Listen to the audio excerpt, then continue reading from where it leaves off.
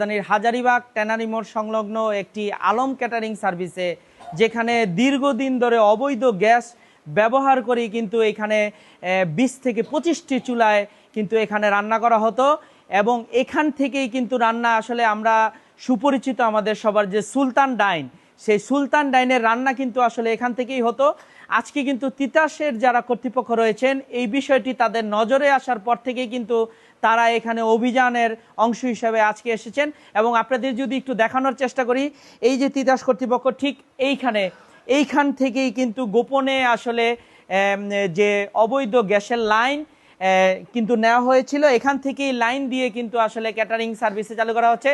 আপনারা জানেন যে সম্প্রতি সারা বাংলাদেশে কিন্তু তীব্র একটি গ্যাসের সংকট রয়েছে, যেখানে যারা সাধারণ পরিবার রয়েছে, এই সাধারণ পরিবার কিন্তু আসলে গ্যাস সংকটের কারণে তাদের রান্নাবান্না থেকে শুরু করে জনজীবন একটি দুর্ভোগে পরিণত হয়েছে। আর সেই দিক দিয়ে আমরা দেখতে পাচ্ছি যে অবৈধভাবে একটি পরিত্যক্ত ট্যানারির ভবন, যেখানে ময়লা আবর্জনা ভর্তি, সেখানে কিন্তু আসলে আলম ক্যাটারিং নামে একটি প্রতিষ্ঠান কিন্তু আসলে অবৈধ গ্যাস সংযোগ ব্যবহার করেই কিন্তু এখানে দীর্ঘদিন ধরে তাদের কার্যক্রম চালাচ্ছিল।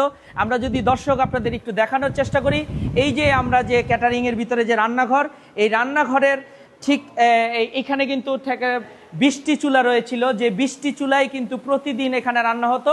এবং এখান থেকেই রান্না করে কিন্তু আমাদের যে বিখ্যাত সুলতান ডাইনের যে কার্যক্রম, সেই কার্যক্রম আসলে এই ক্যাটারিং থেকে চালু হতো। শুধু দর্শক আপনারা একটু লক্ষ্য করে দেখবেন যে এই নোংরা পরিবেশে কিন্তু এতদিন এই রান্নাবান্না চলছিল। আপনাদের যদি আরেকটু দেখানোর চেষ্টা করি, এই যে ঠিক এখানেই গোপনে একটি সুড়ঙ্গ তৈরি করে কিন্তু আসলে এখানে ক্যাটারিং ব্যবসা চালানো ছিল। এই যে এখানে আপনারা একটু যদি দেখানোর চেষ্টা করি, এই যে এখানে আপনি দেখবেন যে মাটির নিচ থেকে তারা কিন্তু লাইন টেনে এনে এখানে দীর্ঘদিন ধরে রান্না ব্যবস্থা চলছিল।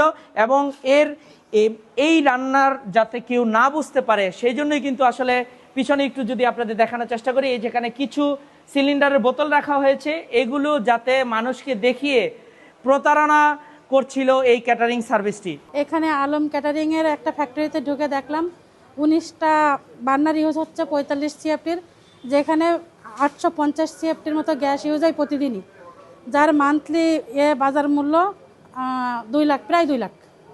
আর পাশাপাশি আরও 2টা ক্যাটারিং পেয়েছে, একটা বাসমতি বিরিয়ানি এবং আরেকটা হচ্ছে লাঞ্চ বক্স। আর সেখানে একটাতে 690, আর একটার হিসাব এখনও পর্যন্ত নেওয়া হয় নাই। 19 সাল থেকে আলম ক্যাটারিং, আর 22 সাল থেকে বাসমতি, আর লাঞ্চ বক্সটা বেশি দিন না।